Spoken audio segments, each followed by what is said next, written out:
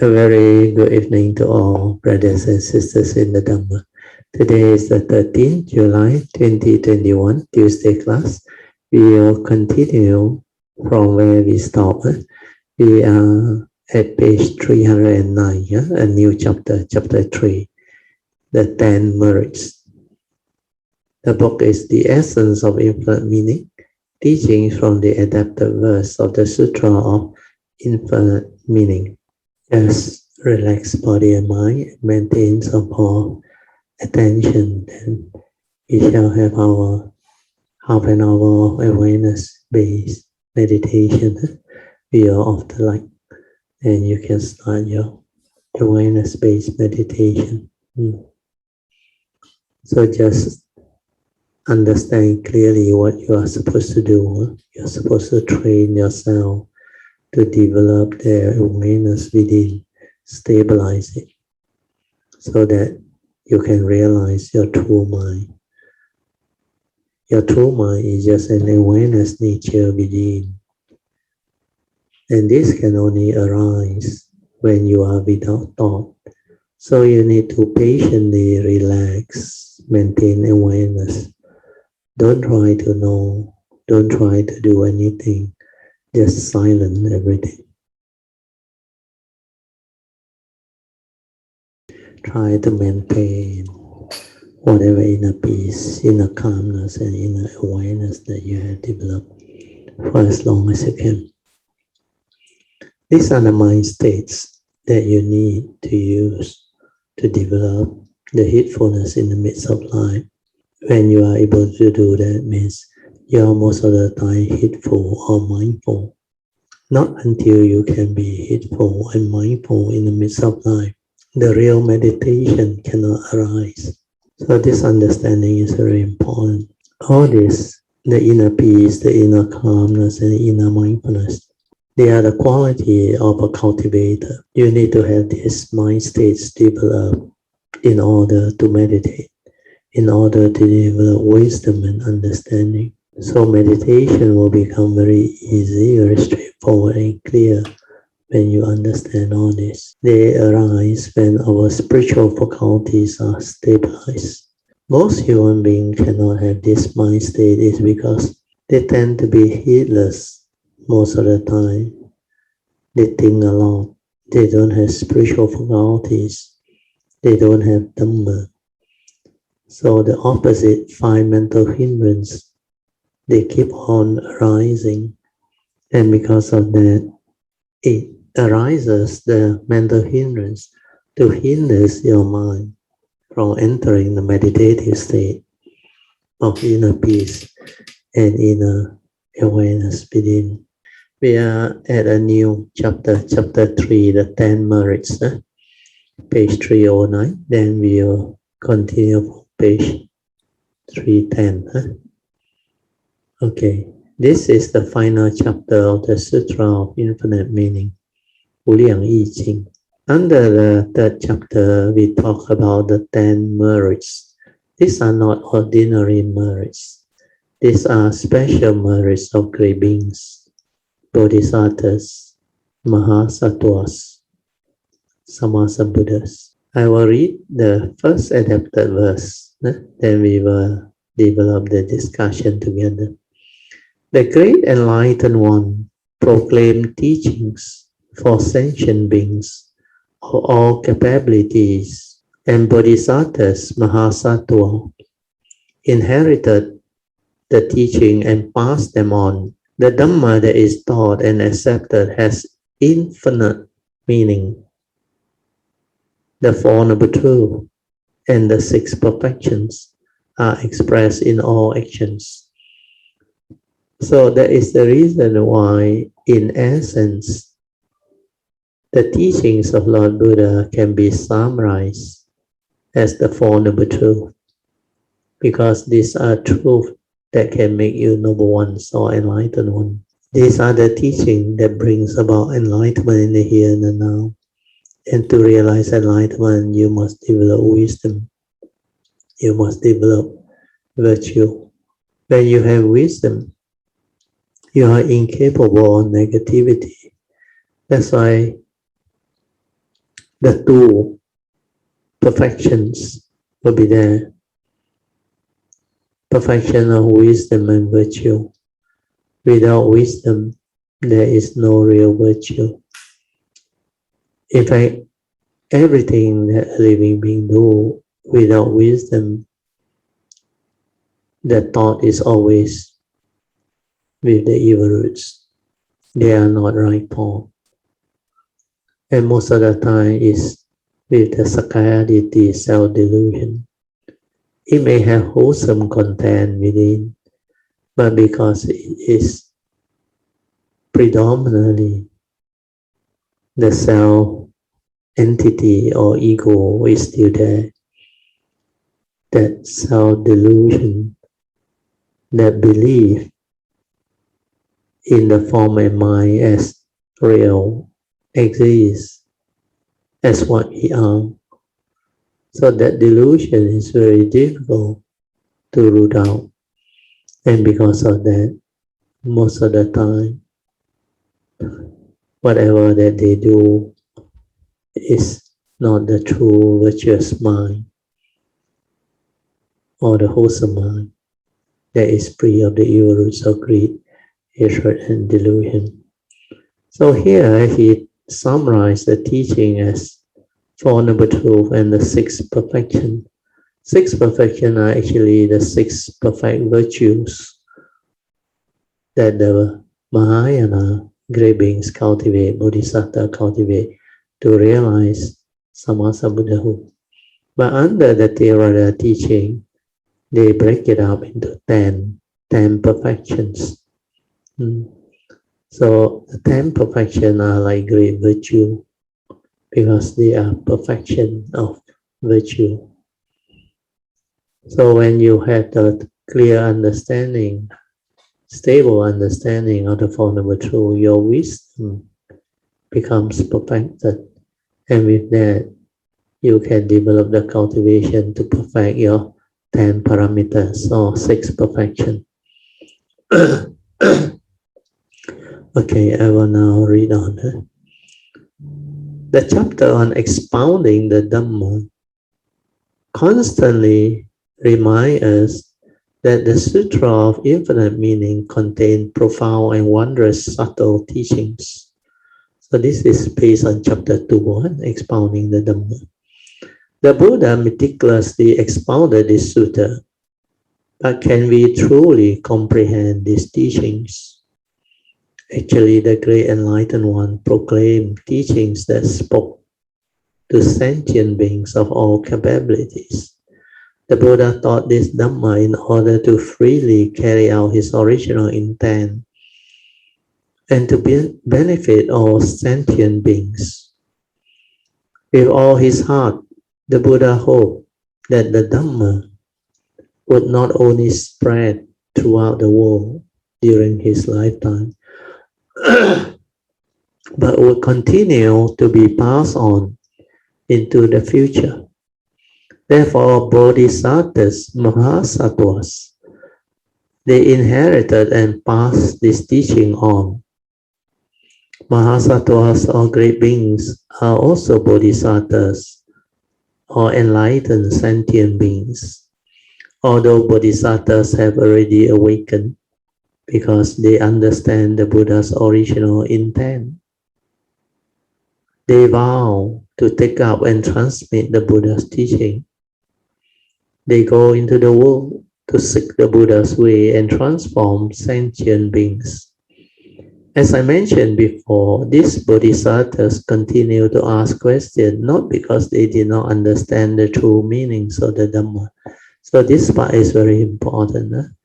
They ask questions on behalf of sentient beings. But for the sake of passing on the Dhamma in a way that would help sentient beings understand and benefit from the teachings. That's the reason why if you look at all the sutra, there are many occasions where you see the disciples of the Buddha, the great Bodhisattva and Mahasattva, they put forward very beautiful question to the Buddha. So all this is to lead to understanding for sentient beings, to benefit living beings. The Dhamma that is taught and accepted has infinite meaning. Those who transmit the teaching share the Sutra of infinite meaning, which is true in words and in principles. Those who accept the Buddha Dhamma can also clearly understand the Buddha's intent without any discrepancies, whether in the Dhamma that they teach or in the Dhamma that they learn. Their understanding is correct. It is none other than the Four Noble Truths and the 6 parameters expressed in mind, right ways or actions. Times have changed. The human nature remains the same. Therefore, the Buddha's teaching can be adopted to be taught and cultivated in any era. In the Buddha's lifetime, he often taught people to awaken the love in their heart by making offerings to the Triple Gem. However, at that time, many people lived in poverty, and because of their situation, found it difficult to make offering or give alms to the Buddha, Dhamma, and the Sangha. In the Samyutta Vadana Sutta, there is a story about an impoverished elderly couple. Because they were quite old, they were unable to work to make a living. The only way they could survive was by salvaging food from others' trash. They often wonder, how did they end up living in such poverty? So sometimes we have to reflect and contemplate if we are observant. Why are some people in such miserable situation with such poverty and all those things? So this old couple also couldn't understand how come they end up this way. In fact, you look at our society, especially the older society.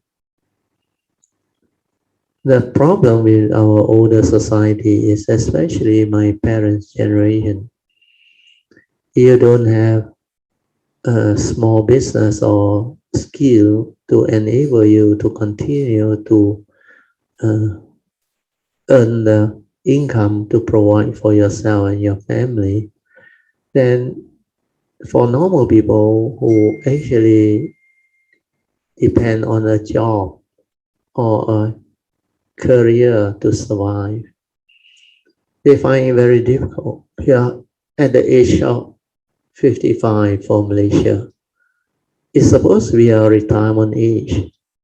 So when you retire, if you don't have enough savings or you have not had accumulated enough wealth, it is not easy to survive for the next 20 to 25 years, assuming an average lifespan of 80 years old. So for this type of people, it's actually quite tough. That's the reason why it's mentioned, if you don't have the good karmic condition, you can end up in that way. And I have seen a lot of family, a lot of parents, especially those whose children are not really educated and not successful, when they retire or reach certain old age, they fail to get employment. Then they have to depend on their saving, which normally does not last. Then after that, most of them depend on their children. That's the reason why in the olden days you tend to have big family too. The other reason that give rise to that is because birth control understanding was not there during that time. That's why my parents' era, normally they got big families with a lot of children. So all this add to the situation and the problem.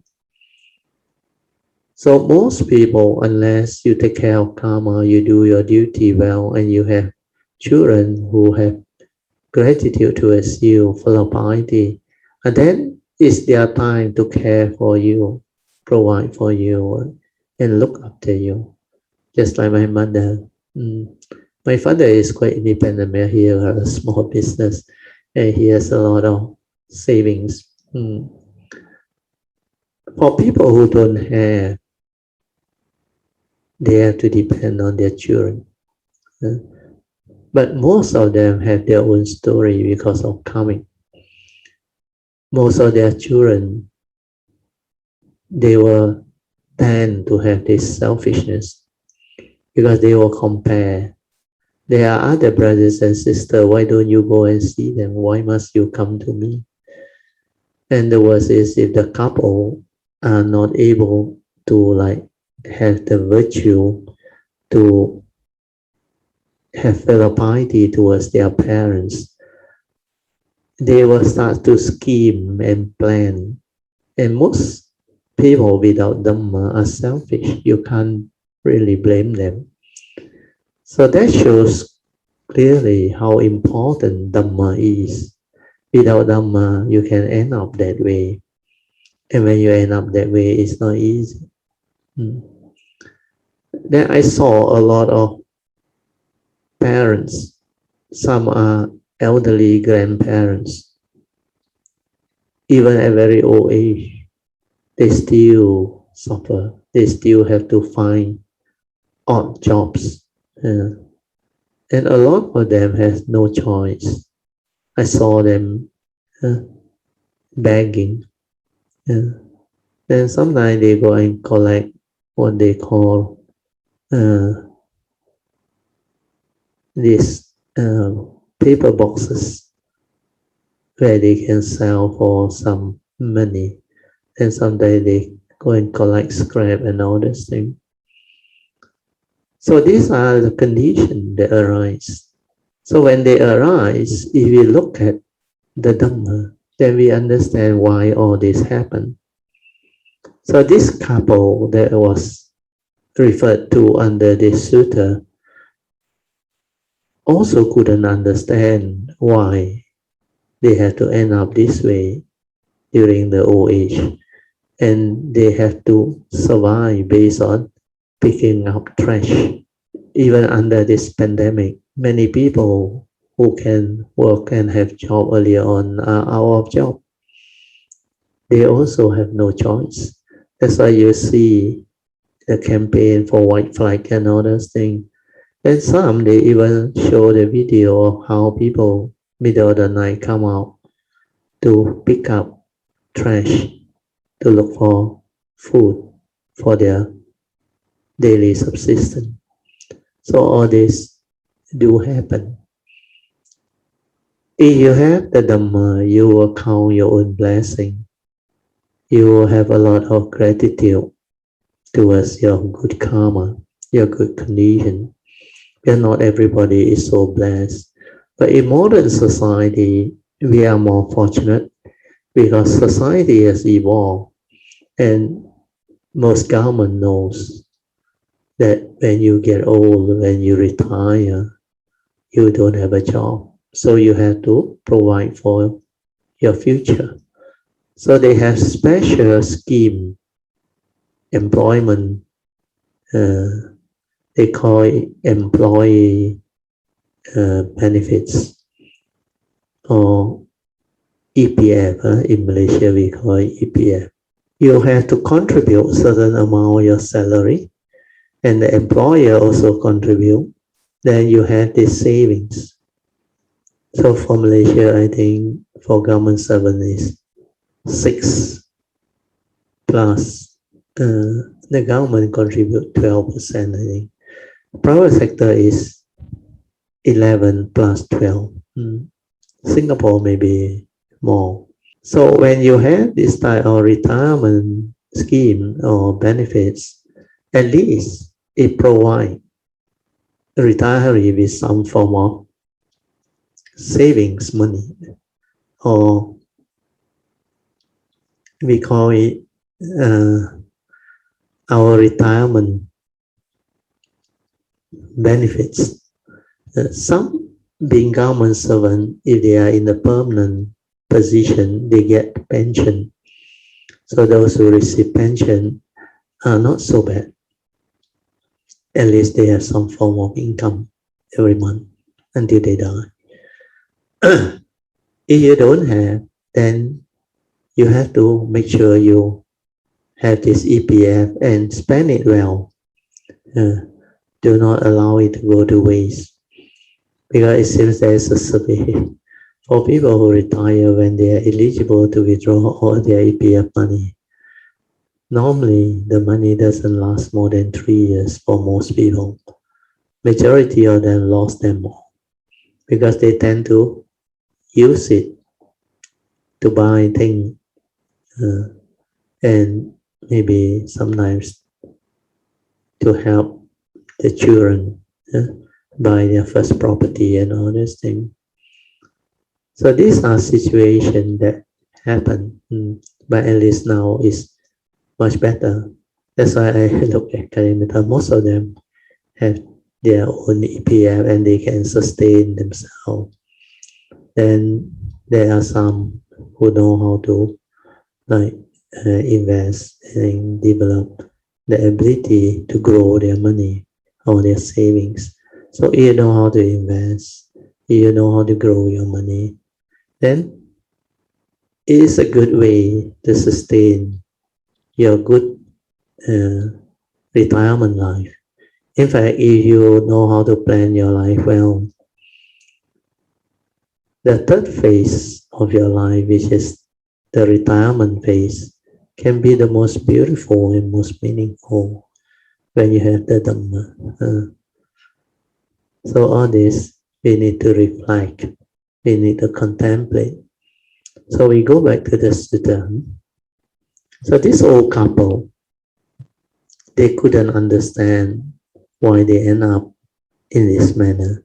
They often wonder, how did they end up living in such poverty? Then they had an opportunity to hear a person teach the Dhamma. This one you must listen. They finally understood that their poverty, suffering was due to lack of charitable givings in the previous lifetime, in their previous lifetime. So this charitable giving, or what we call dana parami, generosity parami, offerings, they could not help but think, well, we are fortunate to have been born into this world while the Buddha is teaching, because we are so poor, we are still unable to give to others or make offerings. So sometimes you may think people born in the Buddha's asana are very lucky, but because of their karmic, their poverty, they actually couldn't even make offering. So this is really sad. This makes them very sad, but they still sincerely aspire to make an offering. So this is the what we call sincere intent that bring forth the condition. So one day, as they were digging through the trash, they found a small piece of sandalwood, a substance that was considered to be very valuable. They quickly exchanged it for a small bag of rice. If they ate only one meal a day, that would give them enough rice to eat for several days. The Buddha knew of these elderly couples which to make offering. See, when you have your sincere intention, the noble ones, the enlightened ones, they can sense. So he told Sariputta, that elderly couple has extra rice today, so they are able to make an offering. You should give them this opportunity to create blessing. See? When you have affinity with great beings, the triple gem, this thing can happen. Sariputta arrived at the place where this couple lived just as the rice was done with cooking. Upon seeing Venerable Sariputta, the couple delightedly said, "Today we are so blessed. Just as our rice has finished cooking, Sariputta has come to visit us. Venerable One, we would like to present this bowl of rice as an offering to you." Immediately and joyfully, they presented the bowl to him. The next day, as the elderly couple began making another bowl of rice, the Buddha said to Kassapa, Mahakassapa, "That elderly couple still have rice. You can go and see them as well." So Venerable Mahakassapa also appeared just as the rice was done. The elderly couple was even more joyful. As the head disciple of the Buddha's Sangha, Mahakassapa was an ideal recipient of their offering. Thus, they presented their bowl of rice to him. The following day, they saw that they only have enough left for one bowl of rice. The elderly couple thought, "We have never had freshly cooked rice in our entire life. Today we will finally get to taste it." However, once the rice was done cooking, the Buddha himself appeared. The elderly couple saw the Buddha and felt extremely blessed. Their admiration and respect for the Buddha could not be put into words. They immediately prostrated before him and respectfully presented the freshly cooked rice to him as their offering. The Buddha then bestowed his blessing upon this couple. As the elderly couple watched the Buddha leave, they said to each other happily, "Having made an offering to Sariputta, we will surely attain great wisdom. Having made an offering to Mahakassapa, we will surely attain great blessing. Having made an offering to the Buddha himself, we will attain the most perfect blessings and virtue. Therefore, in this life, we have attained much more than what most people have." See, the way they understand it is so beautiful. We should be satisfied. Thus, even though they still live in poverty, their hearts will filled with contentment and happiness. So this is really something very meaningful, worth sharing. This is a story from the Buddha's lifetime, but there are also real life examples of this in today's society. After the cyclone struck Myanmar, there was a farming couple who, because their crops and land were destroyed, could no longer grow any food. Their life became very difficult. Fortunately, they received aid from Tzu volunteers, who not only helped them get through this difficult time, but also helped them understand the karmic law of cause and effect. This elderly couple believed that it was because they did not sow blessing in their past lifetime that they needed help from others in this lifetime. So they felt that if they could donate money to help others now, they would create blessings for the future. So this is a very good understanding. The husband's name is Dan Chong. He was almost 70 years old, had always farmed for a living, and had two sons who lived in Malaysia. After the cyclone, he worried he would no longer be able to farm and would need his son to support him. Luckily, Tzu volunteer appeared and provided him with seeds and fertilizer for him to start farming again, for which he was very grateful. Later, Tzu volunteer returned to Myanmar to do more relief work. Upon entering the village, they saw Dan Chang's wife happily standing at the door of their home, warmly waving to welcome the volunteers to their home. Following her inside, they saw Dian Chang respectfully holding a letter written in Burmese. He wanted to read the letter aloud, but as he could not read it through his tears, his wife read this letter of gratitude to Tzu volunteers on his behalf. In his letter, Dan Chang mentioned that from the Jingsu aphorism, he learned the principle of speaking good words, thinking good thoughts, and doing good deeds. He understood that doing good deeds is something that cannot wait, that he could not wait until harvesting time before helping others. Therefore, in addition to personal presenting his thank you letter, he had also borrowed 20,000 kat, around Taiwan's 600, to donate to Tzu as a sign of his gratitude. He said, when I harvest the crop, I will pay back the loan. However, Tzu volunteers were worried for him. The crop was not ready yet to have harvest. And weather is unpredictable. What if something happened right before harvesting time? Wouldn't that put him 20,000 kat in debt?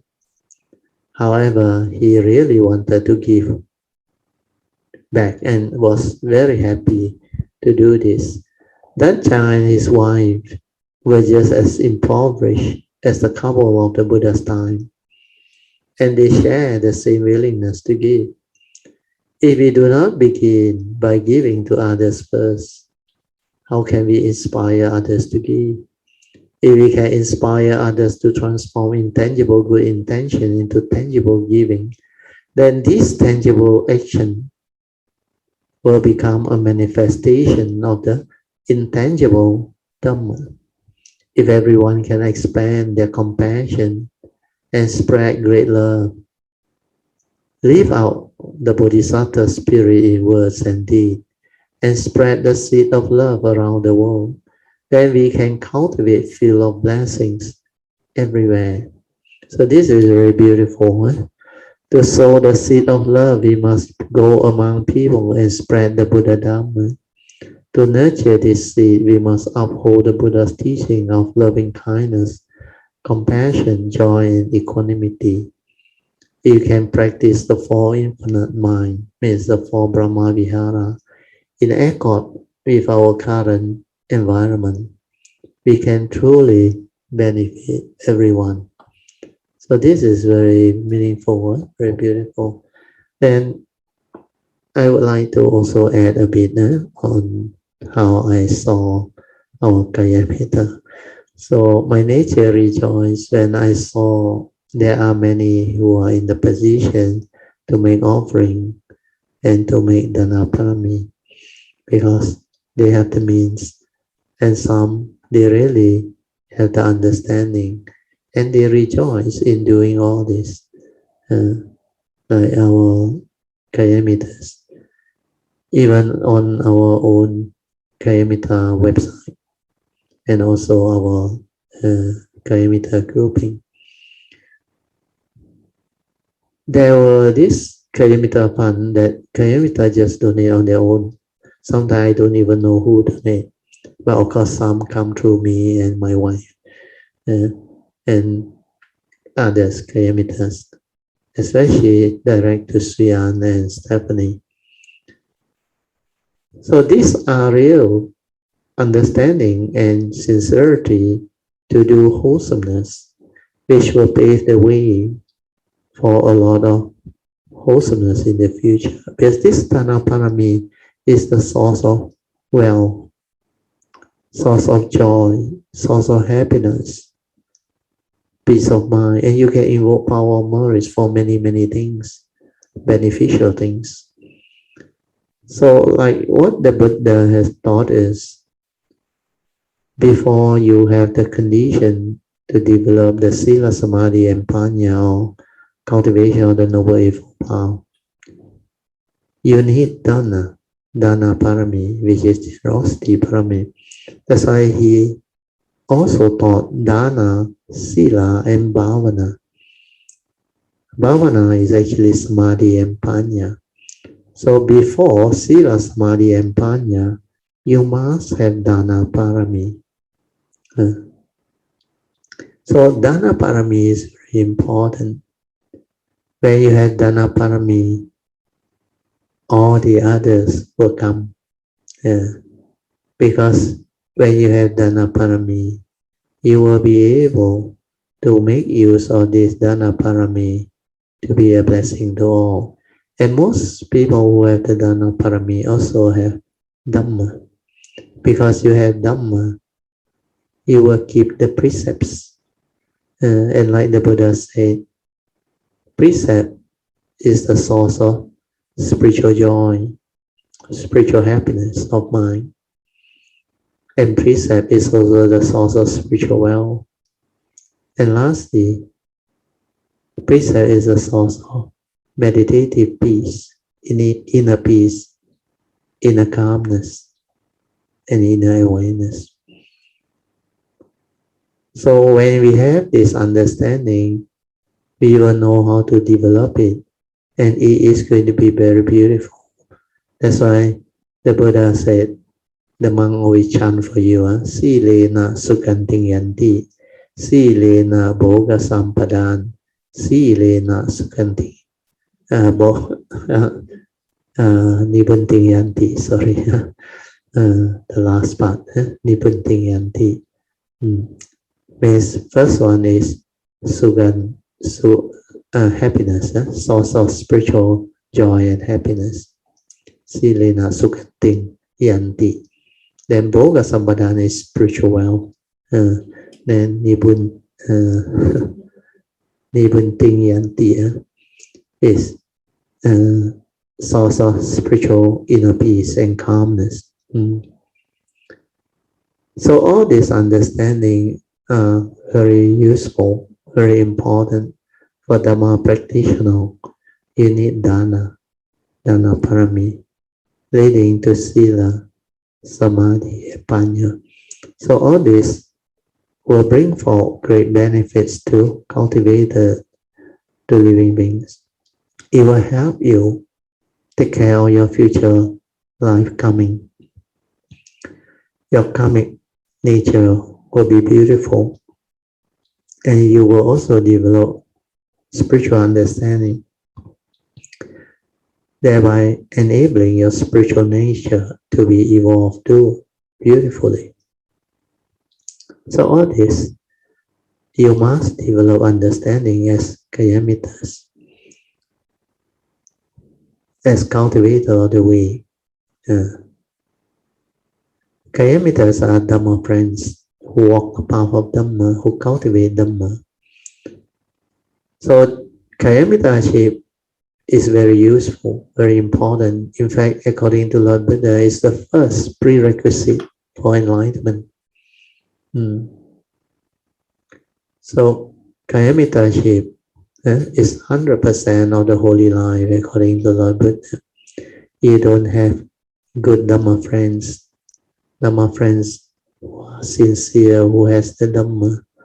You cannot actually have condition to learn the teaching, to listen to the true Dhamma, and also to benefit from the practice and cultivation. So my nature rejoices when we can witness all this happening within our Kayamita grouping. So all Kayamita, for you to have this type of understanding and condition, you must have good roots in the past and good affinity with the Triple Gem. So let us rejoice together. Sadhu, sadhu, sadhu. Okay, we go back to the sharing. For example, this charity work follow the principle of inspiring the rich to help the poor. We sow the seed of love in their heart, leading them to give rise to great love, which knows no boundary. This is why our volunteers go into other countries to help those who are suffering and in need. Then we also follow the principle of inspiring the poor to realize their riches. We guide them to help others in their own local community, then work to benefit others on a larger scale, and even extend their help to other countries. This is how spreading teaching and expressing them in my right actions allow us to cultivate countless fields of blessings around the world. So these are the great fertile ground of Tzu Chi's work. Because of what Tzu Chi has done, it has actually helped the world consciousness and helped a lot of living beings to understand this principle of karma and the principle of right living, following the Dhamma way. Bodhisattvas are compassionate. In addition to benefiting themselves, they request teaching on behalf of others to resolve delusion. The sutra is profound, subtle, wondrous, and difficult to comprehend or understand.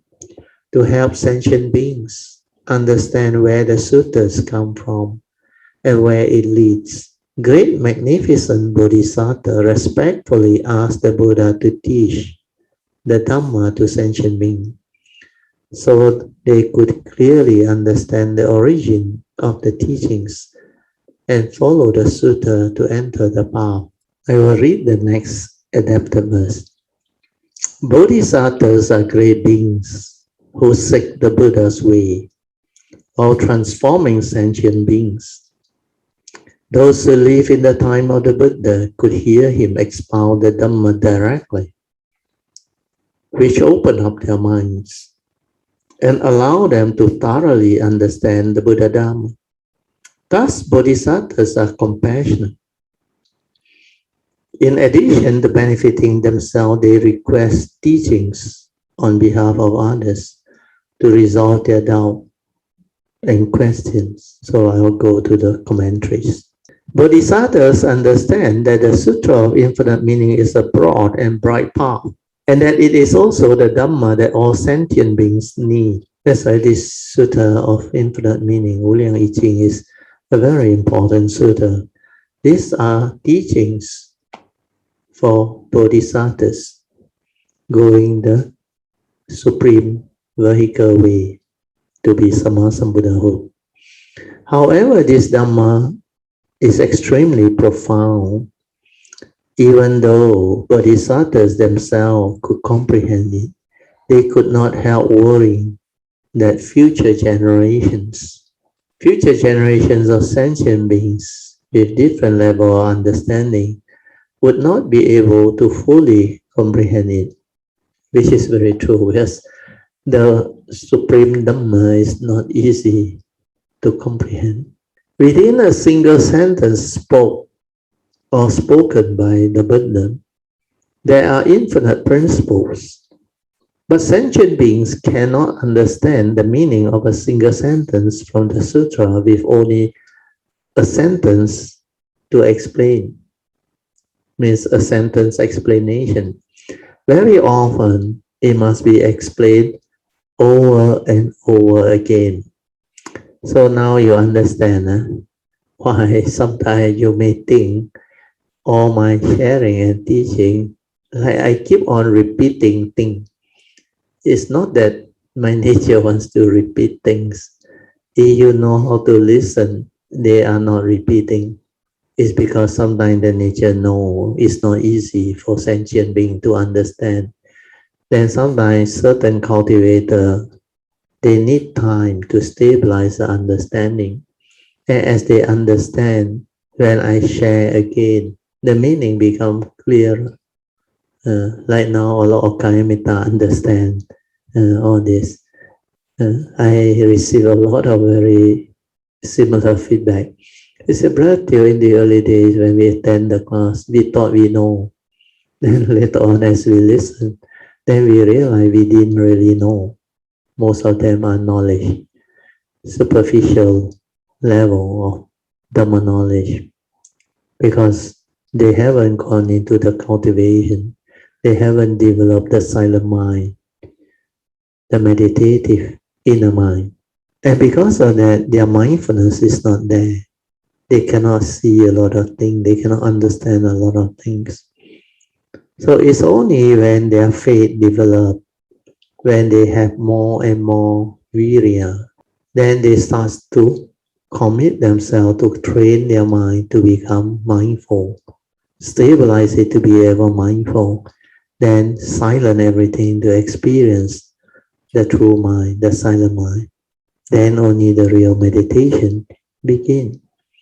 It's only after they try, they follow the instruction, have the religious routine, develop the daily mindfulness, stabilize it, then listen to Dhamma, reflect, contemplate, inquire, then straightening of one's view, develop the initial wisdom, yoniso manasika. All these are very important, and they are part of cultivation. So as you develop all this, the same teaching, the same sharing, you listen again. The understanding is different. All of you all have gone through, most of you. Then you will start to have the understanding why this teaching is not easy for sentient beings to comprehend. Like the Sutra. I always say sutras are for enlightened beings, not for normal unenlightened beings. So even the commentaries also mention the sutra only one sentence, one stanza or a few stanzas. If nobody explain, if nobody were to elaborate on it and bring forth the meaning through various skillful means or different direction of approach to Dhamma,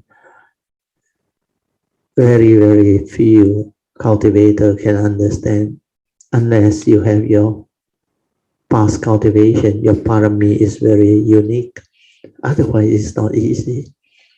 That's why all this is a process where cultivator will have to go through. That's why for us who come out and teach, who have the understanding, we will know what to do. You may think we repeat, but it's not repeat. It's because these are the various skillful means where Bodhisattvas and great beings teach. That's why you have to look at how we evolve over the past 70 years.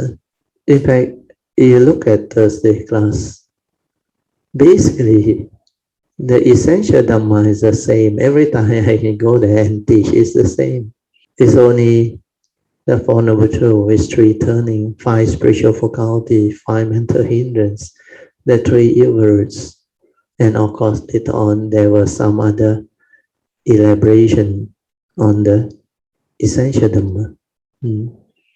So all these are very beautiful, but the complete teaching is in the Heart Sutta. That's why I like to use that transcript book, the Heart Sutta, which we actually shared over 15 months as the text for our retreats. Because once you understand that book, or you go through that book, almost all the essential Theravada teaching, Dhamma, needed for enlightenment and cultivation is all there. Very complete, very detailed. So that is the reason why that book is very important. Yeah? For those who have yet to go through it seriously, you better read through. Now you read through is different again. Then the Mahayana Sutras all came later, but they are also equally beautiful. Like just now before we start the class, Sister Poching spoke to me for a short while, I think 1 or 2 minutes. She realized the transcript that they have done for me. So far, I have received 3. There's one more coming from Jayanta, Dr. Jayanta. This first 3, after I edited it, then I sent it back to them. She read through.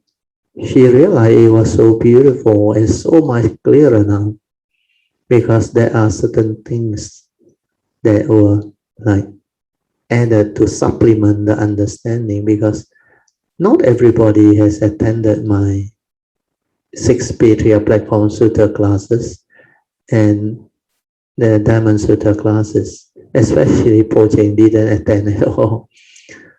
Then there were a lot of things she cannot connect and understand until I explain it and bring out to their attention where this came from, which chapter of the Sutra, and from where the 6 Patriarch Platform Sutra, this conversation happened. Then also the Diamond Sutra is the same. Then with my explanation, the clarity is there. Actually, the essence that I have shared is enough. But this can only be understood by cultivator, because most of the things that I share, I summarize it, because it's direct from my heart, straight from the heart. And the understanding is there. That's why the flow is very fast, in a very summarized way. But I knew that summarized way, not everybody can catch it or follow. Especially Polian. So your transcript draft, I also edited it, which is not bad for you, given your like sincere intention to go in and try. Is very good already. But you realize there were a lot of things when I spoke, which you marked in yellow. You cannot follow. You don't know what is it. And the transcript come out all different. That's why after I edited it, it will help you. You should read through it again. Especially the part I share on the Buddha's word on duality. The Buddha used to tell the monk, this duality thing, you must understand it. He said, imasmin sati idang hoti, means when this arises, that arises. Imasmin asati idang nahoti, when this ceases, that also ceases. So this refers to duality. What are duality? The opposite. He said when this arises, means you create something like good. Once you create good, what happens? The opposite, which is not good, will automatically be created also.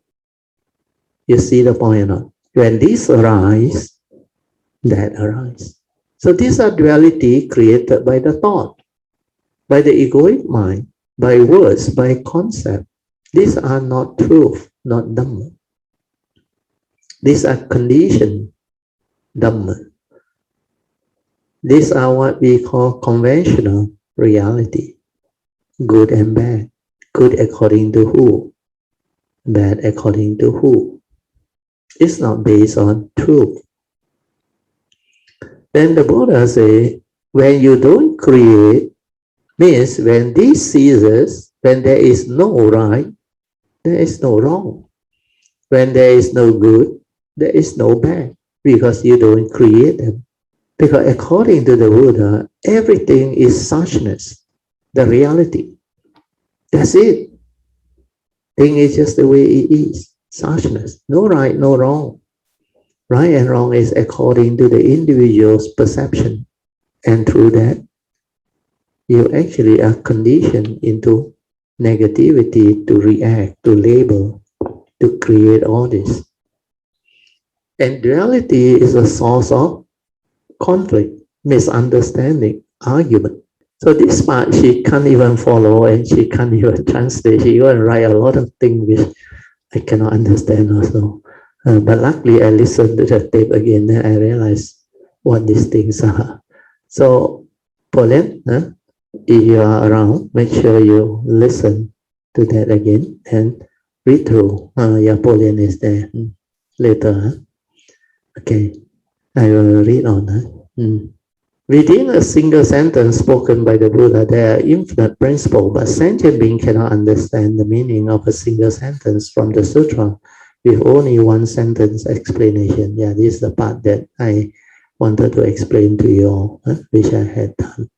Very often it must be explained over and over again, thus giving rise to infinite meaning. So now you understand. When we talk to each other, we often need to explain ourselves many times for people to understand what we mean. This is even truer of the countless profound meaning contained within the Sutra of Infinite Meaning. Therefore, out of a Bodhisattva's heart of compassion, great magnificent Bodhisattva asked the Buddha to explain this sutta in greater depth and expand upon its principles, so that sentient beings would no longer have doubt. Not only would the Buddha's answer benefit him, they would also resolve the doubts and questions of future generations. Because the Sutra of Infinite Meaning is so profound, subtle, wondrous, and difficult to understand, great magnificent Bodhisattva respectfully asked the Buddha to teach the Dhamma to sentient beings. Recognizing that the Dhamma contained in this sutta is precious and rare, on everyone's behalf, great magnificent Bodhisattva again requested teachings from the Buddha about the origin of this sutta and where it would lead sentient beings. Where did this sutta come from? Where does it take us? What purpose does it serve in the human life? It is often said sutras are a path. This path is a road for us to walk on. Great magnificent Bodhisattva hoped that everyone could clearly understand the origin of the teachings and follow the sutra to enter the path. By understanding the source of this Dhamma, everyone would be at peace in following the Dhamma to walk this great path. This is why at the beginning of the chapters on the 10 merits, great magnificent Bodhisattva asks about the origin of these teachings of infinite meaning. Okay, we stop here. Just nice. 9:45. Okay, I'll mark this page and we will open up for meditation, reporting, Q&A, and Dhamma sharing. This morning, somebody sent me a video. Oh, yes. About the frontliners. Oh, sadhu. Yeah, I think Brother T, you have also seen that it has gone viral, I think. Yeah. Yeah, and it's quite painful to hear such desperation within the frontliners. Yes, because the pandemic is very severe now. Oh. And upon hearing the full video, yes. It is actually very heartbreaking. And at one point, I was really very pretty tearful about it. I actually cried because it's so sad. But at the same time, and just now, Bertie, you were talking about duality. It kind of struck me a little bit on that.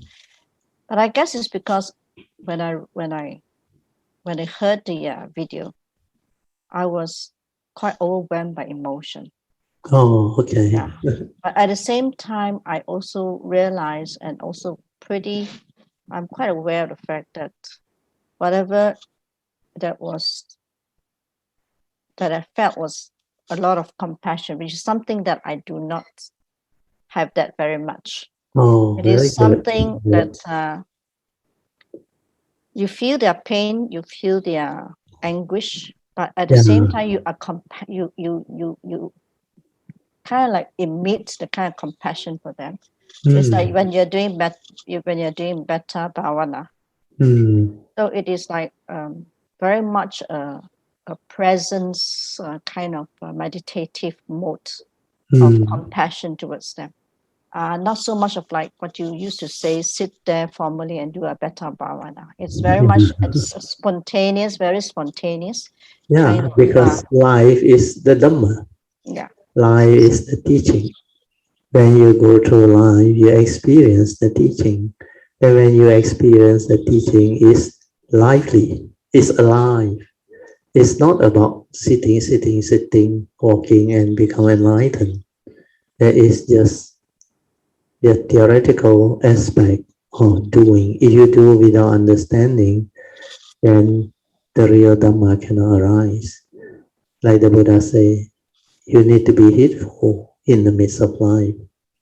You need to contemplate and reflect on life to understand the extent of different karmic conditioning of sentient beings and also society, and also how our world evolved.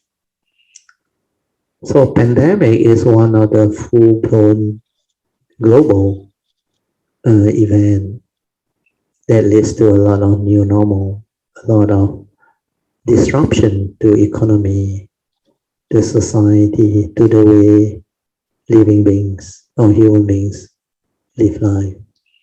So like you saw from the video, when you have the Dhamma, that compassion can actually be activated.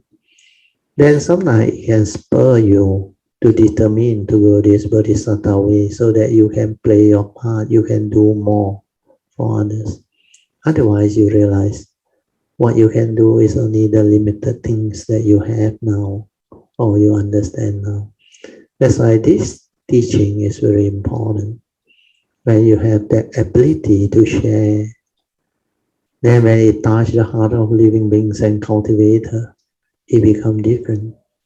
Then this one can actually continue to evolve and spin off a lot of condition and understanding for living beings to actually receive all these teachings.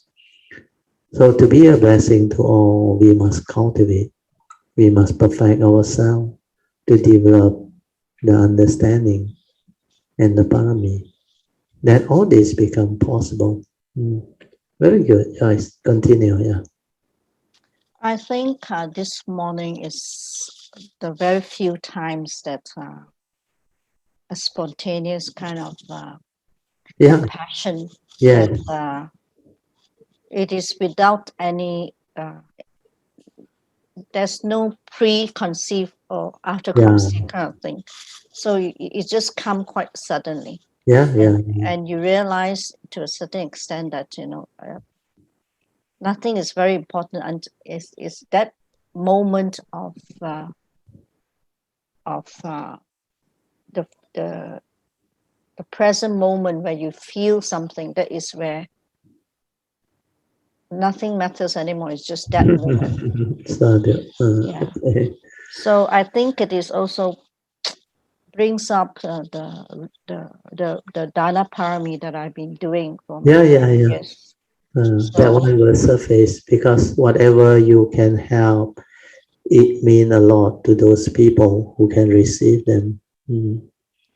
So and all the work that you have done, the activity and all those things, they are part and parcel of the Buddhist sasana activity.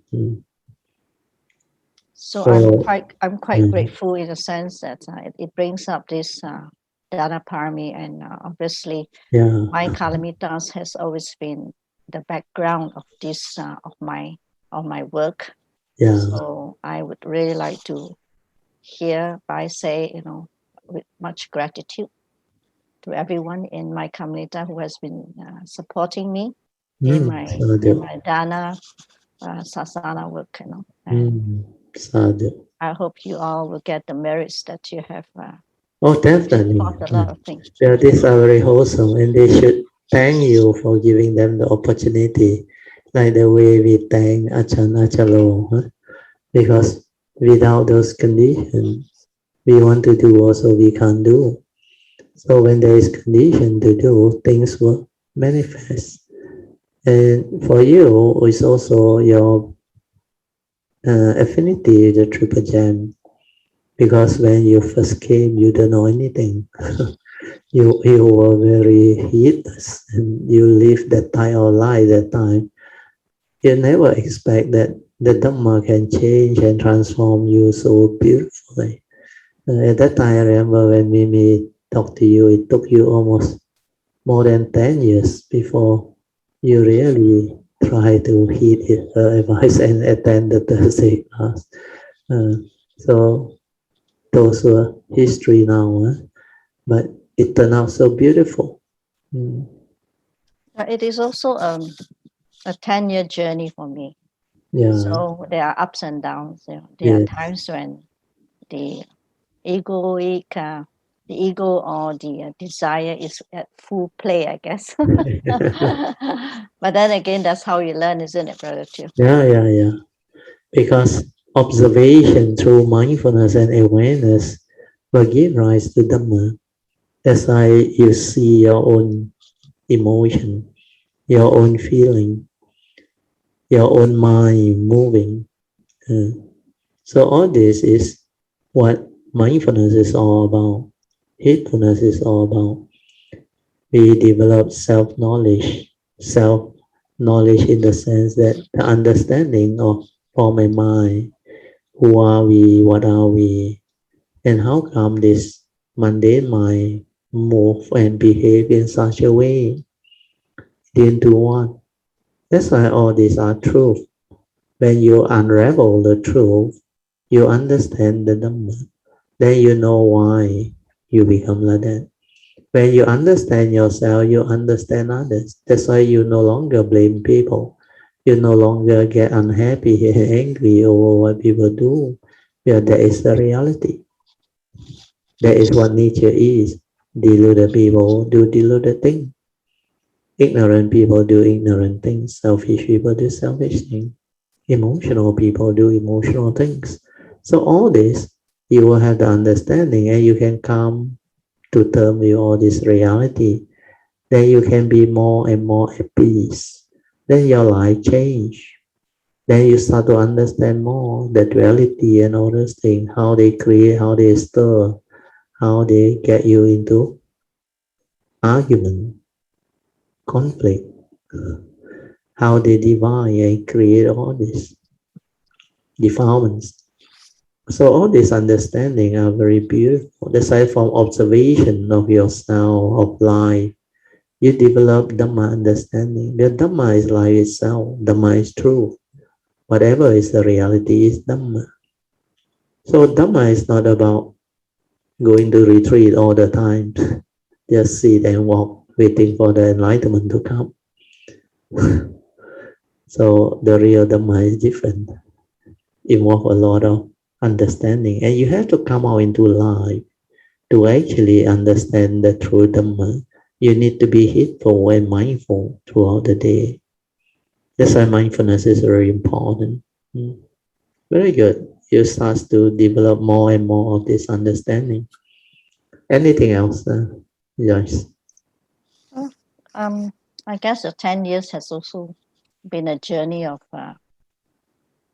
great teaching for me with every, if I were to recollect some of the situation I was in or some of the episodes that we had, you can see the change. It is changing for all the time.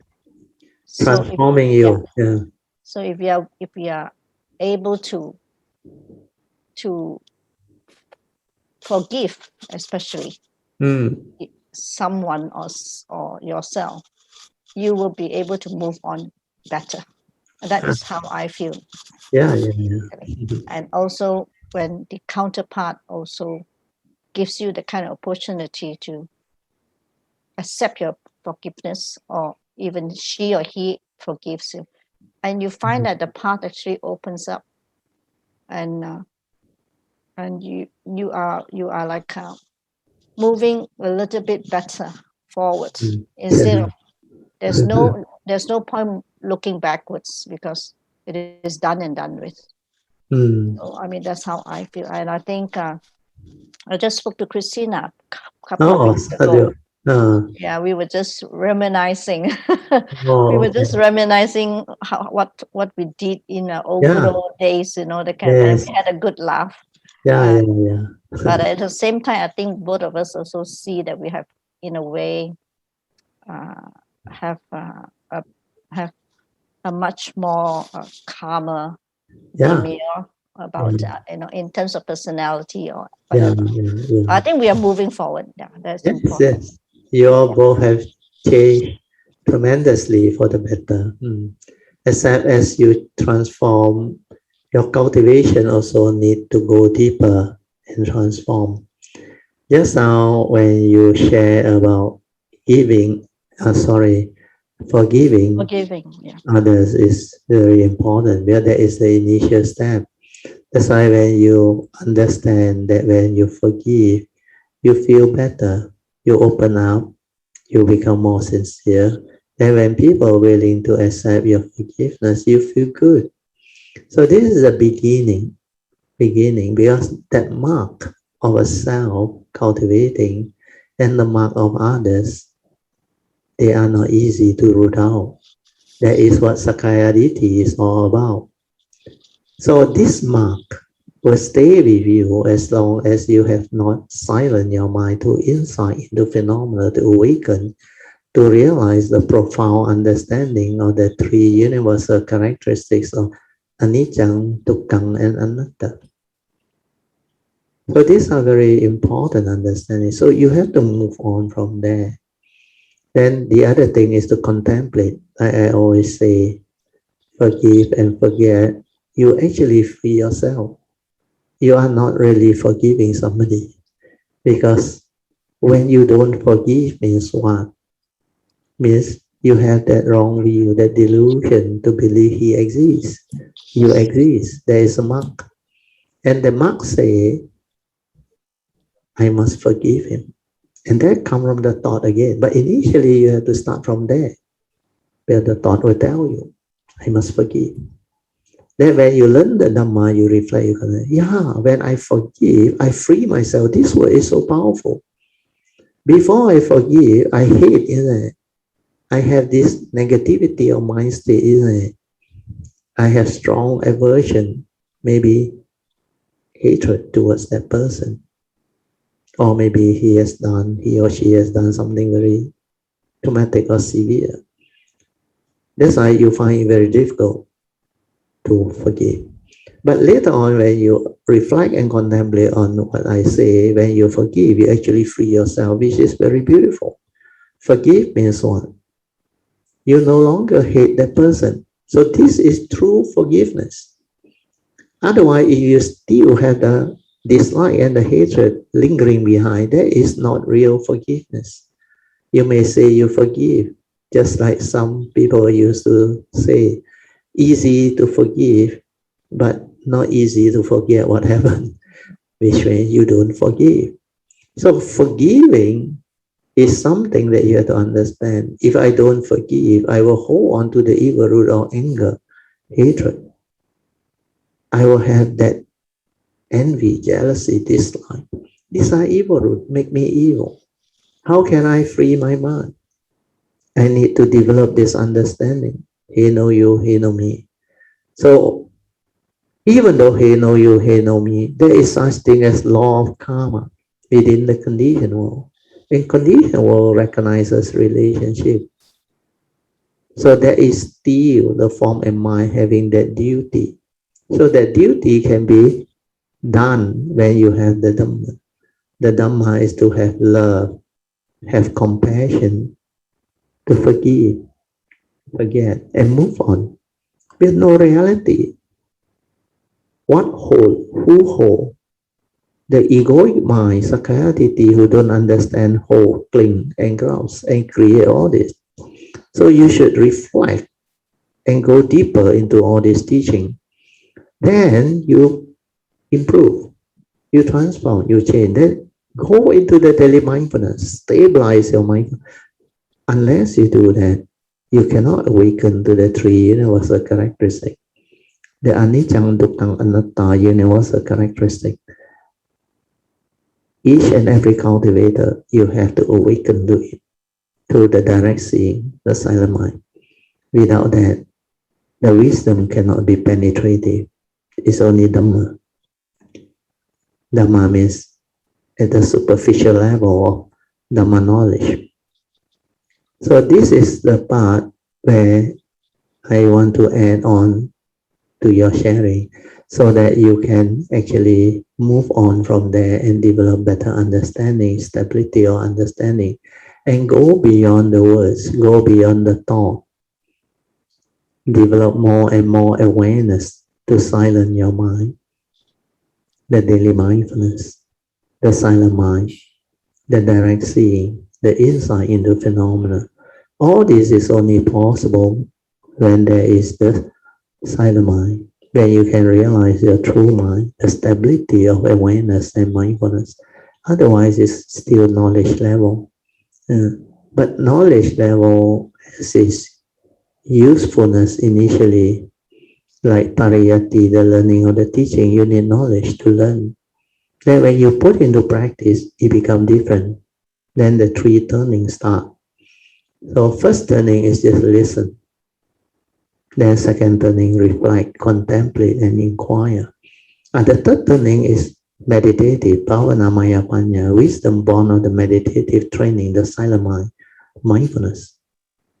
That's why the third turning is always about mindfulness, the four foundation of mindfulness, the silent mind, daily mindfulness, sati sampajana,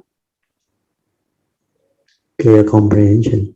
So all these are in the Avijja Sutta, in the teaching. So understand it, develop it. It will help you a lot. Okay, Joyce? Can follow? Yeah. Sadhu. Anything else? I think I perhaps a small add-on. If the forgiveness comes from the heart, it is very natural to move on. But if the forgiveness comes from the thought, it is very difficult to move on. And this is one thing I realized, that if I am sincerely, genuinely wants to forgive or to accept forgiveness, it is easy to move on. But if it is born on the basis of just saying it just to please oneself or to please others, the chances that you will stay there for a long time, whatever problem you have.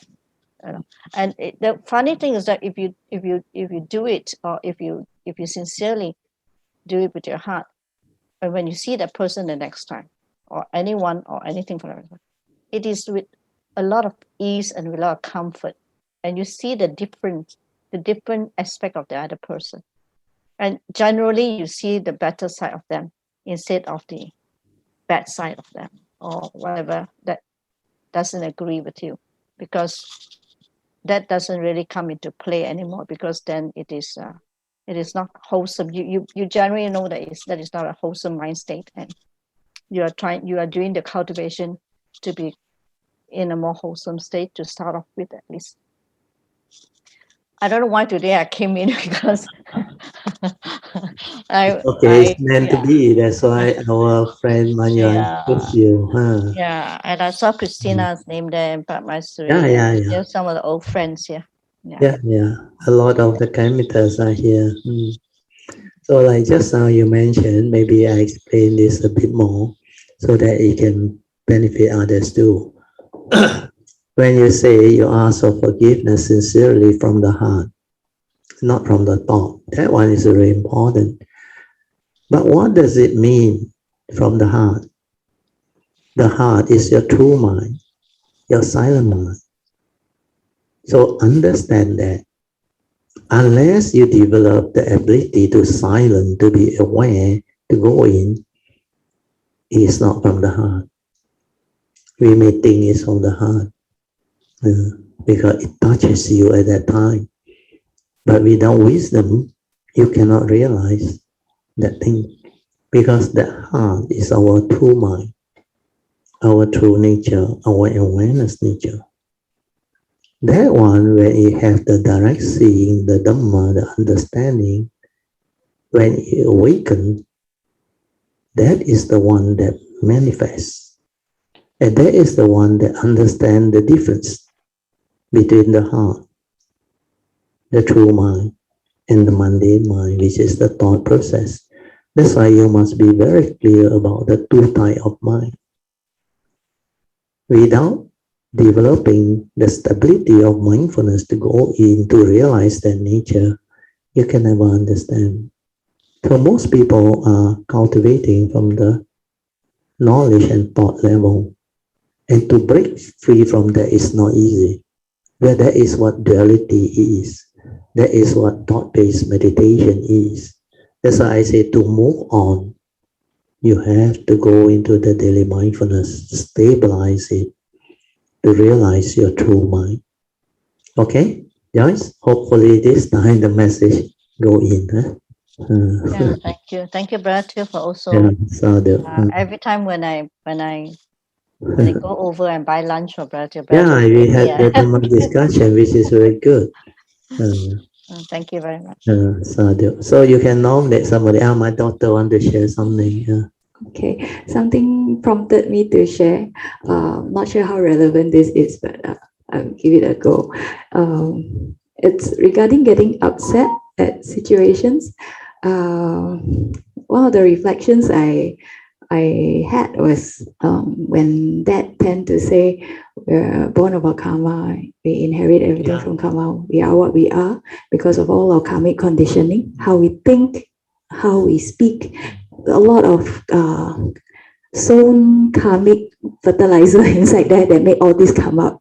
So when I get upset at something, right, and then when I reflect at this, right, that means I'm disagreeing with what others are doing, and in a way I am feeling that karma make a mistake. I'm saying this shouldn't happen, they should have done something else. So in that sense, I'm disagreeing with what's in front of me, with all the proof there is in this world.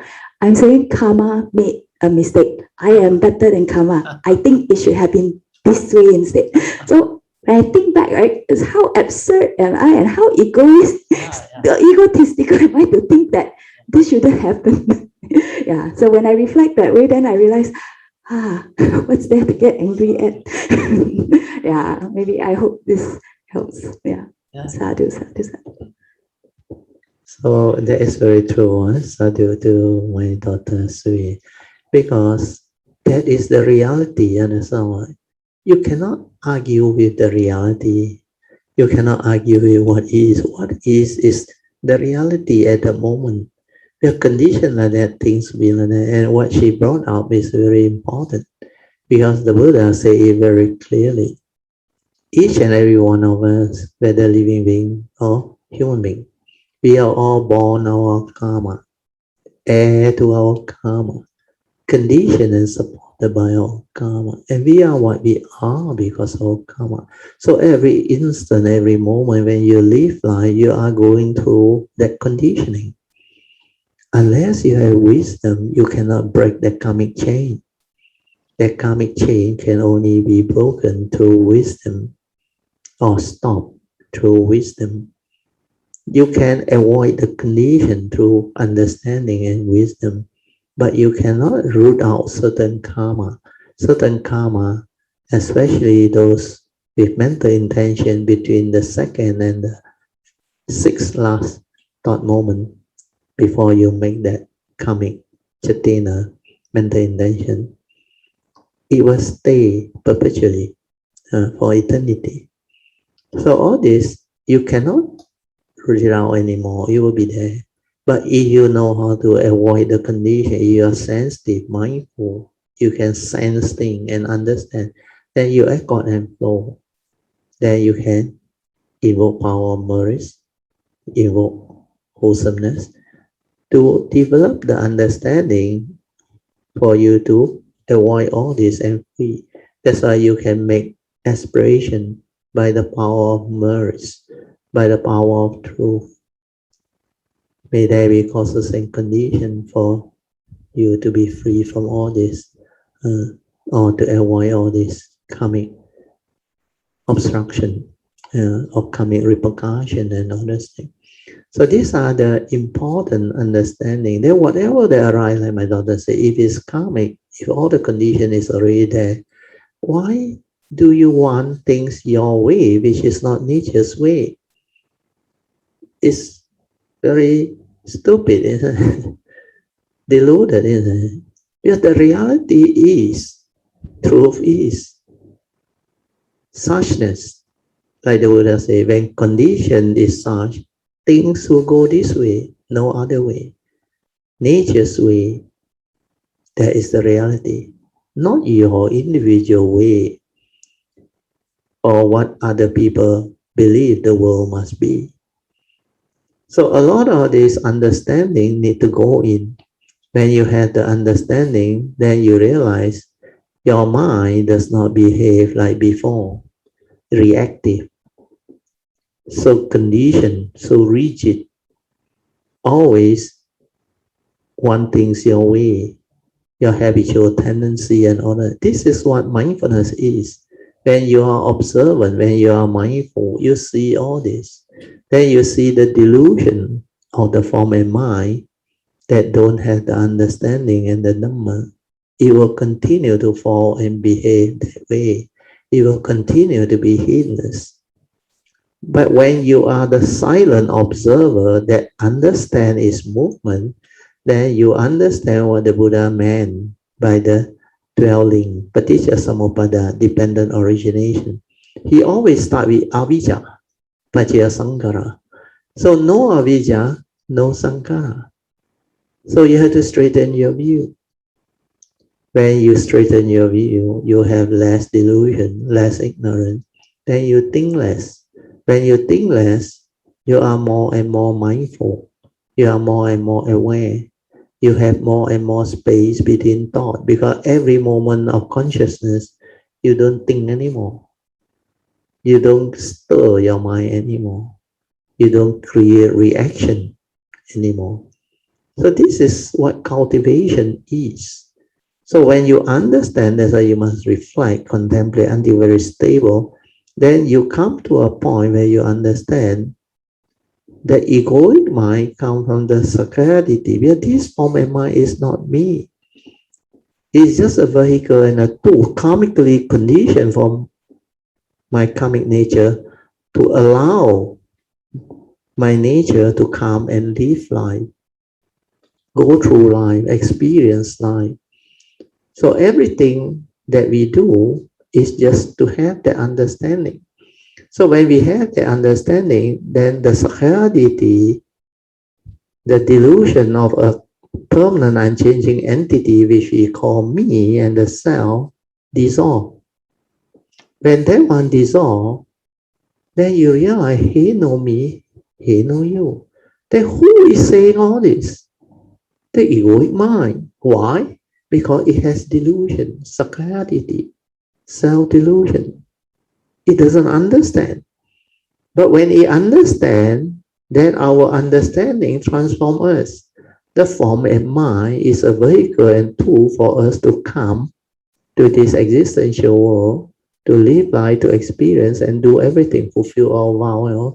So we make use of it because it is not a permanent, unchanging entity. It's not me, but it's related to my karmic nature. That's why it's conditional. And this one is subject to karma. Then I know I have to do my duty. But no meaning, because like we go through, the only reality is the present moment. Like just now Joy also mentioned the present moment. When you are in the present moment, there is no thought, no movement of thought. So that moment is pristine, beautiful, tranquil, and still. Then notice, know that. But when thought move, everything become real, alive. See it, understand it. From the nature, it creates the mundane mind, and mind is a forerunner of all things, like the Buddha said. Then why do you still want to be deluded by it? If the form and mind is not me, because I realize they are conditioned arising causal phenomena. That's why it's impermanent. It's anatta, non-self, empty. That if I attach and cling and hold, it gives rise to suffering. So the universal characteristic can be realized and contemplated until it's very stable. Then whatever you do later on, it will become different. Because this is yoniso manasikara, wisdom at the moment of sense experience. So this one will prompt you, hey no you, hey no me. Sankhara anicca, sankhara dukkha, dhamma anatta. It will come out and prompt you. It's not a knowledge. It's the wisdom born of that nature awakening, the direct seeing, the silent mind's observation. That's why this meditation is different. It's awareness-based meditation, not thought-based meditation. So this understanding is very important, not all the knowledge. So penetrating the Dhamma is not what people think. So what my daughter shared is very beautiful. So I elaborate on it so that more people can benefit. Then also Joyce, you should listen to this. It is very important for you. Okay? Sadhu. Yeah. Yes. Yeah. Good evening, everyone. All Kalayamitas. Yeah. Sadhu. Yeah. This is still. Yeah. Thank you, Joyce, for nominating me. Sadhu. Actually, sharing to your sharing, I came in late today. So sorry about it. No problem. Because I was busy compiling all my works to be done. Just now, your daughter explained about the karma. So I think it's a very good explanation brought up.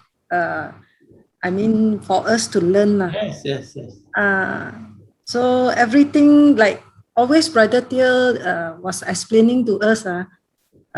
All are coming out from the mind. The moment we have this feeling or thought about something, when we think about something, that means our mind is already stirring. So it's not about good or bad, So when you see something uneasy for me, I will make a contemplation.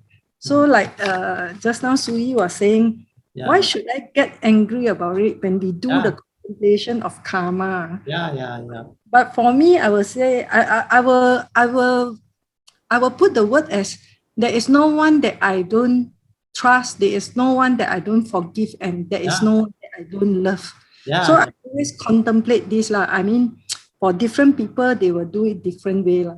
So the moment when I can forgive and love someone, there is compassion in between. That one is true, Because for you, your cultivation is based on the Jing Si Yi contemplation, which is very good. You can forgive everybody, means universal forgiveness. It's not only love, it is the understanding. Yes, there is no one you cannot forgive. So the heart open up actually when you have that universal value. Because a lot of people, they can only forgive those who they want to forgive.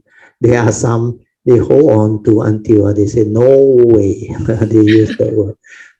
So for you, it's different. You cultivate based on Dhamma, Jing Si Yi. That's why all these Dhamma, they are very beautiful when you know how to apply them. So the key word is, there is no one I can't forgive in this world. But everybody has the same beginning, delusion. Because of delusion, they become what they are. So it's nothing to do with that person. It's because of that delusion, sakkaya ditthi, avijja. Otherwise, living beings are beautiful. With the Dhamma, they are beautiful. But because they don't have this teaching with this Dhamma, that's why they become what they are. So when you understand this is the way life is, existence is, you become different. So for you, Christina, very good. You use that way is very good. There is nobody you cannot forgive, you cannot love. Yeah. Sadhu, continue. Yeah, continue. Yeah. Very good. I think nothing much. Nothing much Okay. to share from my side here. Maybe we get Pocheng first. We are Pocheng in the beginning of the class before we start. She was sharing with me on the transcript of the 24th of June 2021 sharing. Pocheng, are you there? Hello, Amitabha. Amitabha. Yeah, you can continue. Yes. Sorry, just now I couldn't get your message because I was disconnected and I came on. I thought that somebody called my name. Could you say again? Yeah, can. Yeah, before our class start, you check with me on the transcript, you remember? You say after I edited it, it becomes so much clearer and better because I added in on some of the six spiritual platform Sutta sharing and also the Dana Sutta sharing. Where do the stanza source come from? Yes. That's my sharing earlier on before the start class, the start of the class. Yeah. Yes, I read through the transcript. In fact, I read all the 3 transcripts that very good. first I started with my own one first. Yes, Started. because I have not attended the 6 Patriarch and as well as the Diamond Sutra classes before. So some part of the sharing that between Brother Song and Brother Teo, two of you understood each other videos and through the classes, but I have no idea what you people are talking about. So those are like a gap because between 2 of you, you understood. So I was, but I still try to write whatever Brother Song said, but in between things, I totally cannot, it's empty. Your transcript is good enough, but I add in a little bit of the sutra thing is to make it clearer. Correct. So that It's you can really clear and very beautiful. And in fact, all very the beautiful. gaps, it is actually all the gaps, the missing link that the missing link, yes. not know, that I have no idea at all, So it really helped the clarity of the whole picture, I suddenly have a whole picture in front of me, rather than parts and pieces that I try to piece them together, Correct. Yes, so it's really, I would say a whole picture, full picture. Very complete picture. Complete picture of the total sharing that can help with my cultivation, Definitely, yes. So after reading the 6 Patriarch, the sharing, right? So I was thinking, I contemplated, wow, I miss so much of it. Maybe I should read the book, You should get the book. Then listen to our recording. We have our recording also. Correct. So it is very beautiful sharing, and plus, Brother Teo, you actually explain in more detail, those stanzas and the conversation, Yes. Between the Master Huining and the disciple. Yes. Yes. So that kind of clear my gap, my so-called missing link. In the transcript. Very true. Yes. So one other thing I pick up is like some of the words I don't quite understand, like you use mind ground. What do we mean by mind ground, Mind ground is when we meditate from the self nature, the self nature, the mundane mind can arise. Understand or not? So the mind ground that has morality is different from the thought-based one. Because the thought-based one there is duality. Whereas this one, the mind ground is incapable of evil and wrong. You understand? So the mundane mind cannot do anything that has the evil root and anything that is negative or wrong. That's why that type of morality is true morality. Means, like Krishnamurti said, the absence of evil is good. You don't go and do good. And that's how do good can be relative, good according to you. That's why Huining explained his morality is when self-nature morality refer to the mind ground which is incapable of doing wrong or evil. Now you get it. Yes, actually, when I read the part where you say the mind ground, I don't understand. But when the part I read, there's the following Self-nature. cannot do anything evil. So I say the only thing that cannot do evil is the self nature or the true mind. The wisdom part means the self-nature that has morality means the wisdom is there. That's why it has sila. Okay. So I was just like contemplating whether you meant that the mundane mind connected to the wisdom, to the self nature. Correct. That's why the mind ground is actually the mundane mind ground. But he talked about self nature morality. Means his sila, samadhi, and panya is from that self nature. That's why Huining say what he teach is never apart from the self nature, means the silent mind. Okay. What Sense you teach is all thought based, where he doesn't have the understanding and has not realized the silent mind. So when you teach from knowledge and thought, you end up that way. So his sila is like he followed the Theravada tradition of advice of the Buddha: avoid all evil, do good, purify the mind, develop concentration. That one is not samadhi. The true samadhi is when there is no restlessness, no confusion. That is true samadhi. So a lot of these things, the true cultivator and the one that doesn't have the cultivation, you can see the big difference. That's why the exchange between the disciple of Sensiu who came and learned from Huining and what Huining explained to him is so beautiful. Where Huining asked that disciple of Sensiu, how did your teacher teach Sila, Samadhi, and Panya? Means the Noble Eightfold Path teaching. Then he said, Sila means avoid all evil. Then Samadhi means concentration of mind. And wisdom is purification of mind. Means he repeat what the Buddha teach. But he has not realized the true mind. That's why he cannot penetrate all this. The true Sila, Samadhi, and Panya. Then the other part also very beautiful. Where Huining asked the disciple, another disciple, he said, how did Sensiu teach you?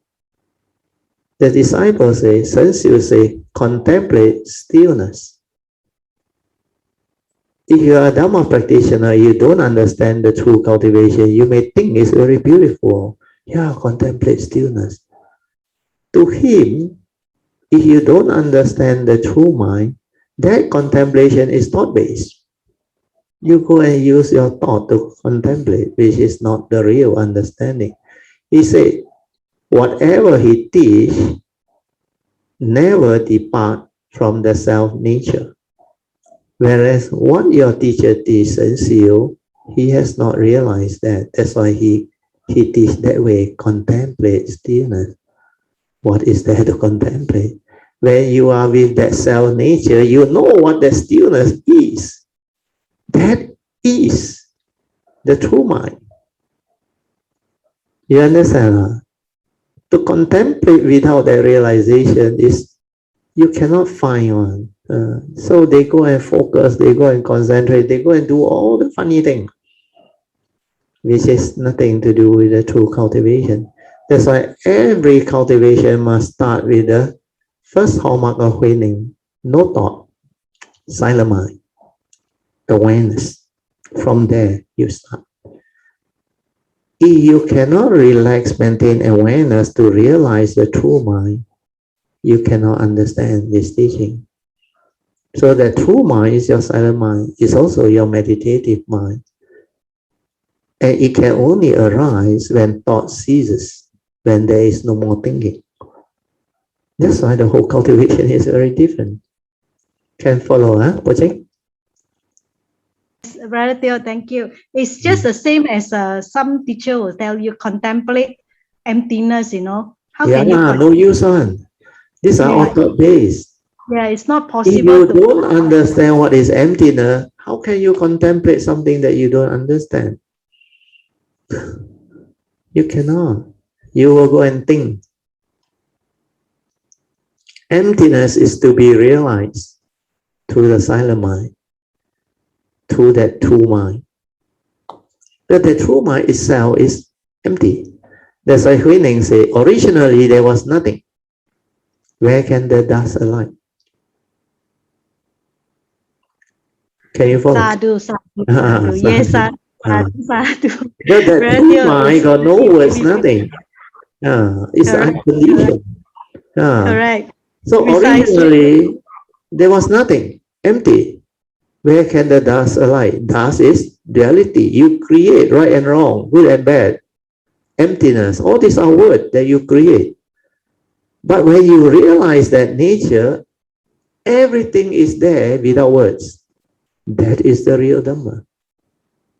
Can follow? Yes, Radhya Sadhu is so beautiful, you know. When when I read through it, it's really beautiful if you actually realize the true mind. That's why I will share this when the fourth last section come in. I'm waiting for Dr. Jayanta's last section. Yes. I don't know, maybe he busy or what now with the pandemic and that. So we need to ask Chin how to find out. If he really busy, then never mind. We can try to get NB to help. Well, I realize his part is only 10 minutes, 36.5 minutes until 57:25 minutes. Oh, 10 and 10, you got two parts. Oh, I didn't know. Yeah, maybe total 20 minutes. Yeah, never mind, we just let things be. We let Jayanta come back to us. Yes, actually, Matthew, it's really good to go through it again because some of the parts because with the transcript, it's easy to understand. Otherwise, what I speak, you listen, the very few people can grasp because you hear the word, you can't even transcribe it out. You have to hear it a few times because you are not familiar with this style of teaching. So that's why the transcript help. Before the transcript come out, a lot of you all doesn't know what I really share. What I really share was so profound and so beautiful, but how many people can grasp it and get the whole understanding of it? Even after I transcribe it out and explain it, you find it so beautiful, but you still cannot grasp the whole of it. That's why you need to ask some form of question, because certain words are new to you, mind, ground, and all those things. Yes, very true, brother. That's why I want to ask you, what is this mind ground? I was wanting to wait for the opportunity when you said, yes, we'll go through it. But because I will go through it. We got some minutes before the class, so I asked. I mean, I feel up that it's very good and, fill up a lot of gaps, the missing link for me. But I didn't ask the question then because there's no time. But this opportunity. This is a very good condition. Sadhu to your body. I was trying to contemplate what exactly it is. I mean, I know all the parts that you say is like from the true nature, the true self nature. self-nature, Yeah, but until this mind ground, but then this mind ground is like, if you are free from all this evil, right, it has to be from the self-nature. There's no duality. No, you must have wisdom. Yes, Without wisdom, there will be evil roots. You will do the wrong thing. Correct. So it's like for the mind ground to be free of evil and wrong, you must have wisdom. You must have Dhamma. So to have Dhamma is the silent mind, that true mind, that insight into phenomena and awaken. That's why he teach from the self-nature. Nothing is apart from the self-nature. If you don't go through that, you cannot penetrate the truth, the Dhamma. You cannot develop the awakening, the wisdom. Once you use that, the self-nature, the true mind, the silent mind, then it can insight into phenomena and awaken. And after it awaken, that form and mind will understand. Then he will know what the true sila, samadhi, and panya is. The true meditation is, not what people think and say. Then after that, you only can move on to no mark, then no dwelling. That's why the Diamond Sutra, the Six Patriarch Sutra, they are all connected, very beautiful. Okay. Can I just rephrase what you said? So earlier on, you were telling me that this mind ground is actually the mundane mind that has already awakened and penetrated into the true mind. Therefore, no. The mind ground is the mundane mind. So don't mix up the two. Okay. You must start from the true mind, the silent mind, the self-nature, to meditate, to develop wisdom. Once the wisdom is there, then only the mind ground cannot be deluded, cannot arise the evil root, cannot do wrong thing. That's why he say, when mind ground is incapable of evil and wrong, then that is self-nature with morality. You can follow. Okay. Now, I mean, from that sentence itself, you are saying that the mind ground is mundane mind. Yeah, it's the mundane mind. Then the mundane mind, without wisdom, will be heedless. It will fall. It will arise the evil root. It cannot have the spiritual faculty. But when you, from the silent mind, the self-nature, you cultivate, then you awaken, then the wisdom will transform you. Then the spiritual faculty is there. The mental hindrance no more. Then you will have sati and samadhi. You will have the spiritual faculty of sada, virya, sati, samadhi, and finally wisdom. And with the wisdom, the mundane mind is incapable of delusion. It cannot do wrong thing. That is what samadhi is all about. That's why Krishnamurti know. He said, don't try to do good. Who is doing good? The thought, the ego is trying to do good. Good according to who? According to him. Relative. Whereas the one that has the understanding doesn't believe in doing good. They believe in the absence of evil is good. If I'm incapable of evil, I'm naturally good. That's what Krishnamurti understands. And he defined this clearly. He said the absence of evil is automatically good. That is the mind that the Buddha mentioned.